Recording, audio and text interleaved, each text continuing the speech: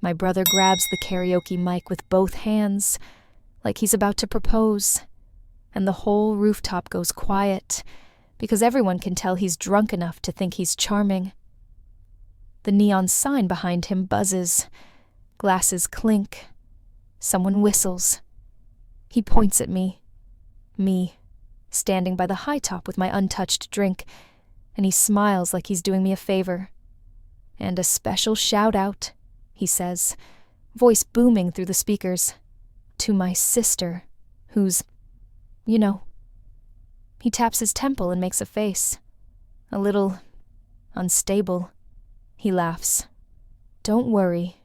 She's on meds. We're all safe." For 1 second, nobody reacts. Then a couple people do that awkward laugh you do when you don't know if something is a joke or cruelty. My mum's smile freezes mid-sip.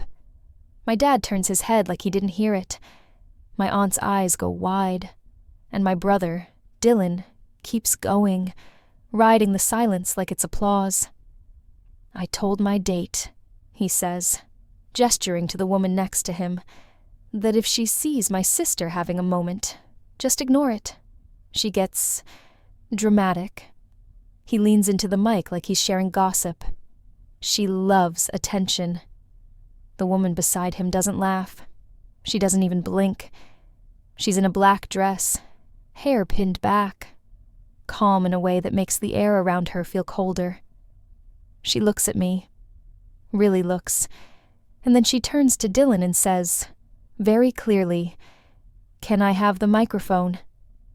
Dylan chuckles like she's flirting. "Babe, it's just banter." "I'm not your babe," she says, still calm. "And give me the microphone." The rooftop shifts. You can feel people leaning forward. Phones come up, instinctively, like everyone's suddenly decided this is content.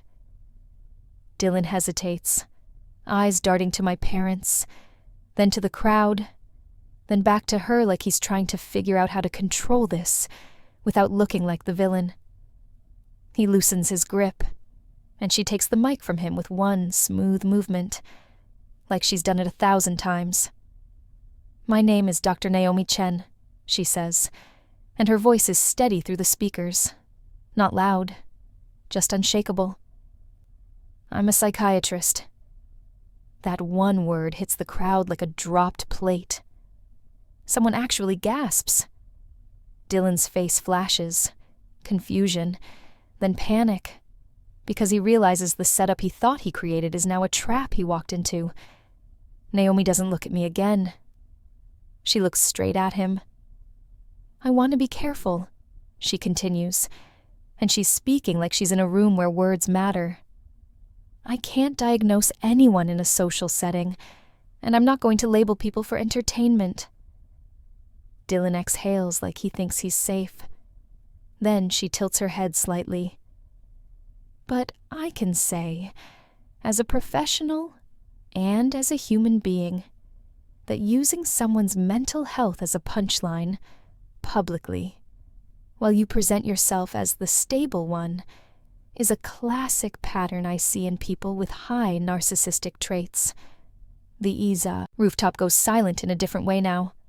No awkward laughter, just stunned air and camera shutters and the low hum of the city. Dylan's mouth opens. Nothing comes out. Naomi keeps going, still calm. The need to humiliate, the need to control the story, the way you recruit an audience, she says, and her eyes flick briefly to the phones recording him, and the way you do it with a smile so you can call anyone who reacts crazy. That's not banter. That's emotional abuse. Dylan lunges for the mic. Okay. He laughs too loudly, trying to make it a joke, trying to yank the moment back under his thumb. Naomi steps back half a pace and holds the mic away from him, like he's a child reaching for a hot pan. "Don't touch me," she says, voice still level. My mum finally moves.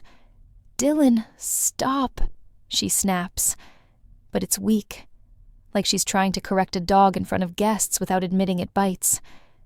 My phone isn't buzzing yet. It's worse than that. I can hear the entire rooftop inhaling at once. I can see my cousin's boyfriend already live streaming, because his screen is angled toward Dylan, and the little red live dot is right there, blinking like a warning. Dylan sees it too. His eyes lock onto it, and his expression changes. He's recalculating. If he can't win the room, he'll try to win the clip. He throws his hands up theatrically. "Wow," he says into the mic Naomi is still holding, voice dripping disbelief. "See? This is what I deal with. Everyone takes her side. She manipulates people." He points at me again, like I'm a prop. "She's been doing this for years." My stomach drops. Not because it's new, but because he said it into a microphone, into a crowd, into the internet. Naomi turns slightly and looks at me. It's the first time she does it again, and it's not pity. It's a check-in. Like, "Do you want to drive this car now?" I can feel my hands go cold. I can feel the old instinct rise. Laugh it off. Don't make waves. Keep the peace. My parents' faces are stiff with the same fear they always have when Dylan gets exposed. Not fear for me. Fear of embarrassment. Then Naomi says softly, but into the mic, "Leah, do you want to respond? Or do you want me to?" Hearing my name said like it matters does something violent inside my chest. I step forward before I can talk myself out of it. "Give me the mic," I say, and my voice comes out steadier than my body feels. Dylan's eyes flare. "No," he snaps automatically, because he understands power, even when he pretends he doesn't. Naomi hands it to me anyway. The mic is warm from Dylan's hands. I hate that detail. I bring it close, and for a second I don't say anything, because I can hear my heartbeat in the speaker feedback. A few people laugh nervously, like they're trying to release the tension. My brother smirks. Ready. He thinks I'm about to cry or scream. He's banking on N. Instead, I say, "My brother has been telling people I'm crazy for years, because it's the easiest way to make sure nobody believes me when I say he's cruel." A ripple goes through the crowd. My mum's eyes widen like I've committed a sin. Dylan scoffs loudly. There it is. Victim speech. I keep my gaze on the phones, on the live stream, on the people who don't know my family, but know exactly what it feels like to be made into a joke. "You want a moment?" I say, and my voice tightens around the word. Here's a moment. Dylan has borrowed money from me 3 times and never paid it back. He has screamed at my mum, and then told everyone she's too sensitive. He has lied to girlfriends about me, to keep them on his side. And he has used the fact that I went to therapy, because Dad's temper and his bullying made my anxiety unbearable, as a weapon. My dad's face goes dark. He takes a step toward me, like he can physically stop the sentence. "Leah," he growls, warning. Dylan laughs again, too sharp. "Oh my God, you're doing it. You're actually doing it." Naomi is beside me now, not touching me, just present, like a witness. "This is what I meant," she says quietly to Dylan, but the mic catches it anyway. "See how you try to provoke her and then punish her for reacting." A new sound starts. Buzzing, chiming, phones lighting up as the live clip gets shared. Someone shouts, "It's already on TikTok," like we're watching a fire spread across dry grass. My cousin Jess's eyes are glued to her screen. She whispers, "Oh my God, the comments." Dylan's face shifts again. He's not amused now. He's panicking, because suddenly he's not controlling the narrative. He's being observed. And then, like the universe is determined to twist the knife, Jessa blurts, "Wait." She holds her phone up like evidence. "Leah, isn't this..." Her thumb flicks, and she shows me a screenshot someone has already pulled from somewhere. A text Dylan sent in our family group chat 2 Christmases ago. The one that made me leave early and sit in my car outside, shaking. It's on a stranger's account now, posted with a caption. He called his sister psycho, and then blamed her for being upset. The screenshot is Dylan's words, black on white. If Leah starts crying again, ignore her. She's psycho. She loves ruining things. My throat goes tight. The rooftop tilts. Dylan sees it and goes pale. Nope, he says immediately, loud, pointing at Jess's phone like he can erase it with volume. Fake. That's edited. Naomi turns to him, expression still maddeningly calm. It's not edited, she says, because you just did the exact same thing in front of me. Dylan's eyes dart to my parents. Mum is already crying, quietly, dramatically, the way she does when she wants to be the injured party. Why would you do this to your brother? She whispers, like I stabbed him instead of him humiliating me on a mic. Dad's nostrils flare. He looks at me like I'm the problem for not absorbing the hit quietly.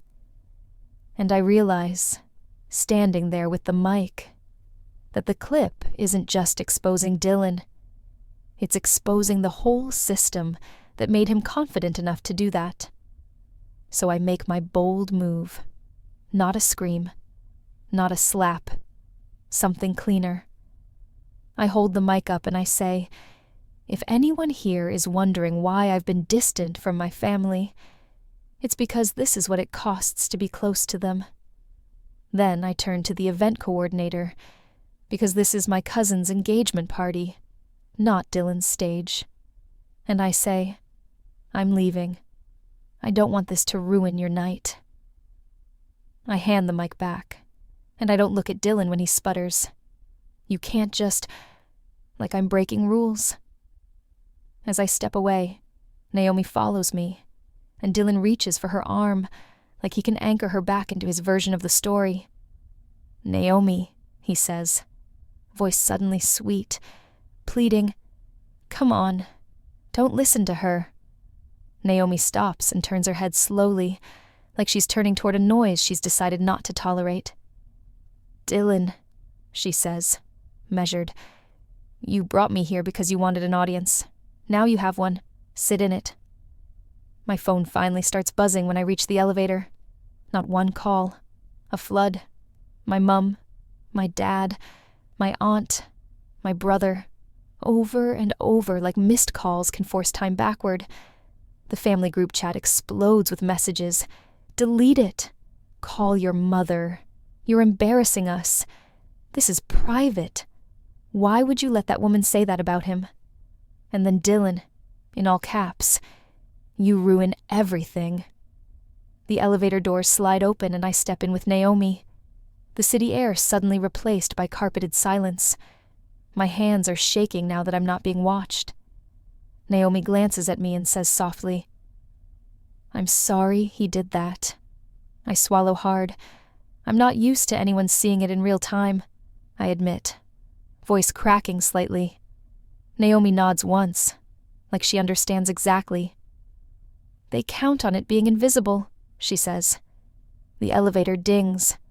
We step into the lobby. The doorman looks up, startled, because he can see from our faces that something just detonated upstairs. And as we cross the marble floor, Naomi's phone pings. She glances at it, and her eyebrows lift. What? I ask, heart still sprinting. She turns her screen toward me. It's the clip. Already everywhere. Dylan pointing at me, calling me unstable. Naomi calmly saying, high narcissistic traits.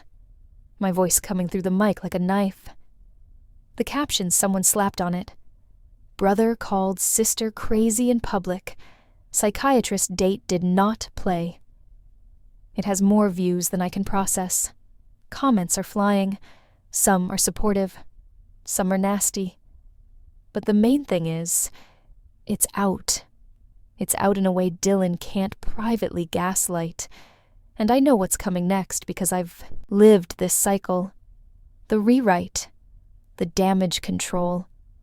The "we love you" messages that show up only when the public is watching. This didn't come out of nowhere. It started years ago.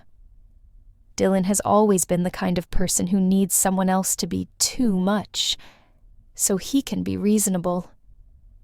When we were kids, it was small. He'd take my things, then tell my parents I was overreacting when I asked for them back. He'd poke at me until I snapped, then sit back with that satisfied smirk while Dad scolded me for my attitude. Mum would stroke my hair later and say, "You know how your brother is." Like that sentence was supposed to be comfort instead of a life sentence. When I got older and started having panic attacks, real ones, the ones where your body thinks you're dying, even though you're just standing in a supermarket, Dylan turned it into a personality trait. "Leah's having one of her episodes," he'd say in front of people. At Christmas, he'd clink his glass and joke, "We hid the knives, so we're good." And people would laugh, because they didn't know what else to do. I went to therapy because I was tired of living inside my own chest, like it was a trapped room. I told my mum about it once, quietly, hoping for something like support. She nodded, not unkind, but distant. Then, 2 weeks later, I heard her on the phone with my aunt saying, "Leah's, she's got issues. That's why she's always so sensitive." Like therapy wasn't help. It was proof. Dylan loved that. It gave him a permanent label he could slap on me whenever I threatened his story. If I called him out for lying, I was paranoid. If I asked him to stop insulting me, I was fragile. If I pulled away, I was unstable. And because my parents never corrected him, because correcting him meant admitting they raised someone cruel, he got bolder. The money stuff started after uni. Dylan bounced between big plans. Crypto, a dropshipping brand, a mate's bar idea.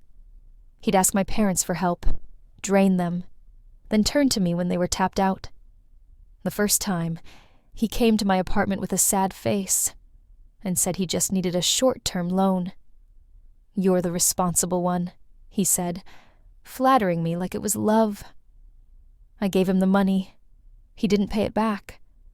When I asked, he laughed and said, "Wow, you're really going to nickel and dime your own brother?" Then he told my parents I was money-obsessed. The second time, he asked for more, and I said no. That's when he started telling girlfriends I was crazy.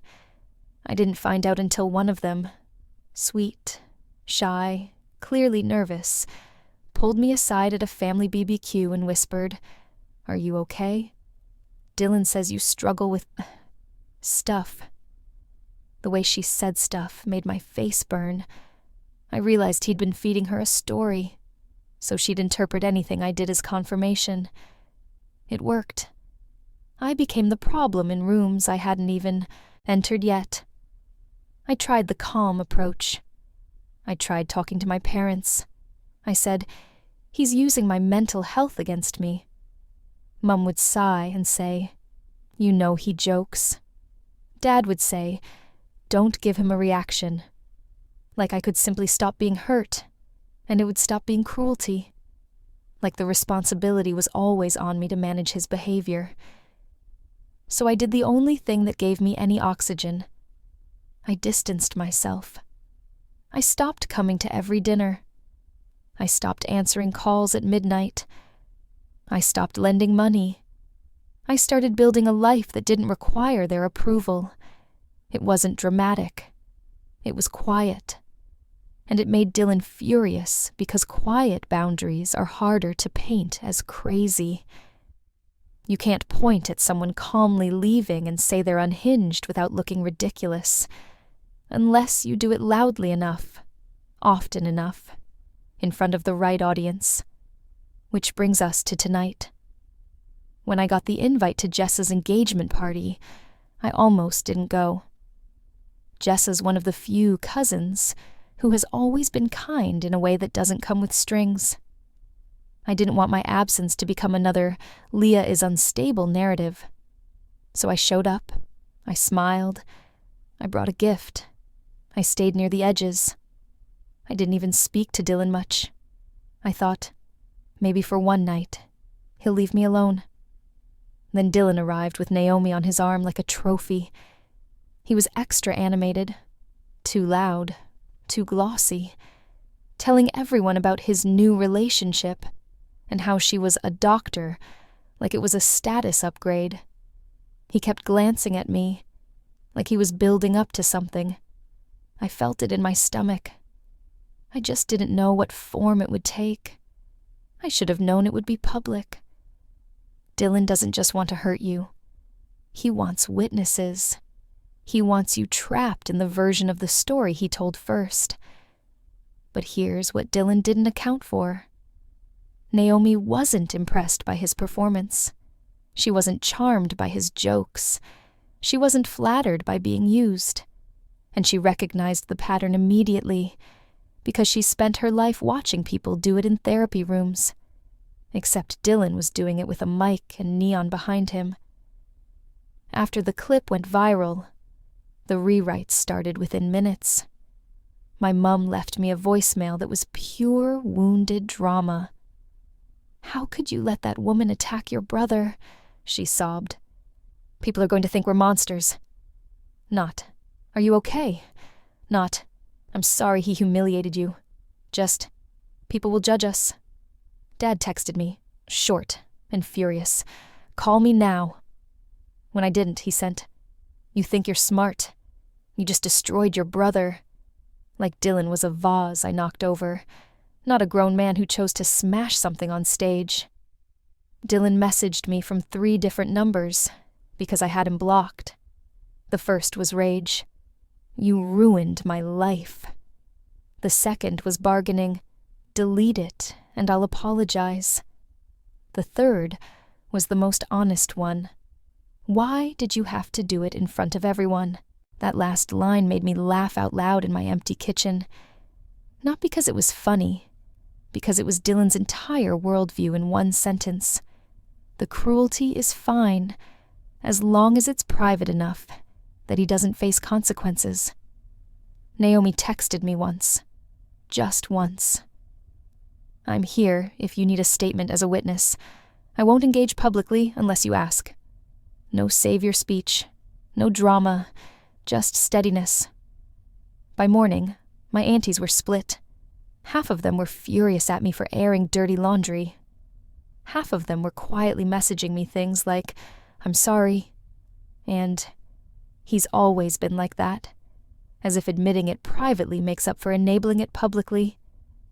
Jessa called me crying, not mad, overwhelmed.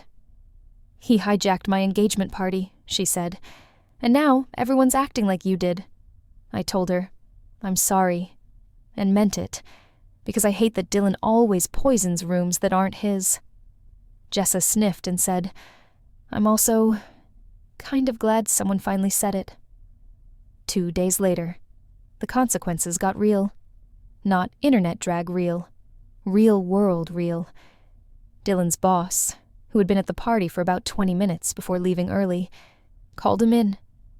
Dylan came home to my parents' house. Yes, he lives with them because of course he does. And screamed at my mum so loudly the neighbor texted her asking if she was okay. Later, Mum called me and said, trembling, "He's under stress, Leah." I almost lost it. I almost yelled, "So was I, for years." Instead, I breathed and said, "Then he should get help, not a scapegoat." Mum went quiet. Then she tried the oldest move in her book. "Can you just say it was a misunderstanding?" she asked softly. "Say the psychiatrist lady overstepped. People will calm down." There it was. The request to put myself back in the cage so the family can look normal again. I didn't. I opened my messages, found Dylan's old texts, the group chat screenshots, the voicemails where he called me pathetic, and I put them in a folder, not to post them, not to go scorched earth, just to have them, because the first boundary I ever needed wasn't public. It was internal. I needed to stop doubting my own memory. Then I sent one message into the family group chat. One. Clear. No debate. If you use my mental health as a joke again, I'm done. No calls. No visits. No family meetings. I will not be your scapegoat so Dylan can feel normal. Typing bubbles appeared immediately. Mum, Dad, Dylan, aunties. I watched them. Then I turned my phone face down. A minute later, my phone rang. Dad. I let it ring until it stopped. Then it rang again. Mum. I declined. Then Dylan, from a new number. I didn't even hesitate. Decline. My hands were shaking, but the shaking wasn't fear. It was my body adjusting to a reality where I don't sprint to soothe everyone the second they're uncomfortable. That night, Naomi called me. Not a dramatic call, just practical. I want you to know, she said. I told Dylan I'm not continuing this relationship. I also told him if he contacts me again, it's harassment. And I told your cousin I'm willing to write a statement about what happened at the party, if she needs it for venue issues. I swallowed. Did you really think he has... I didn't even finish the sentence. She answered anyway. He has a pattern, she said simply, and patterns don't fix themselves with shame. They fix themselves with boundaries. After we hung up, I sat on my couch staring at the blank TV screen, listening to my apartment hum. And I realized something that felt like a gut punch twist. Dylan didn't just want me to look crazy. He needed it. Because if I'm crazy, then he never has to be accountable. And if my parents keep agreeing with him, they never have to face what they've allowed. So I did the quietest, strongest thing I could do. I changed my locks the next day. Not because I think Dylan will break in, but because taking control of my space felt like taking control of my life. I updated my emergency contacts. I told my workplace not to transfer calls from unknown family numbers. I booked my next therapy session, and I walked in with my shoulders back, not ashamed. And when my mum sent one last message, soft, pleading, perfectly crafted, "We're family. We love you. Let's move on," I replied with a single sentence that didn't ask permission to exist. Love without respect isn't access. Then I muted the chat, put my phone on the counter, and went for a walk without looking over my shoulder, like I'm waiting for the next joke. Because the boundary isn't me screaming on a rooftop or going viral or having a psychiatrist in a black dress say the thing everyone's been afraid to say. The boundary is me not stepping back into the role they built for me just because they're panicking now that the world saw it too.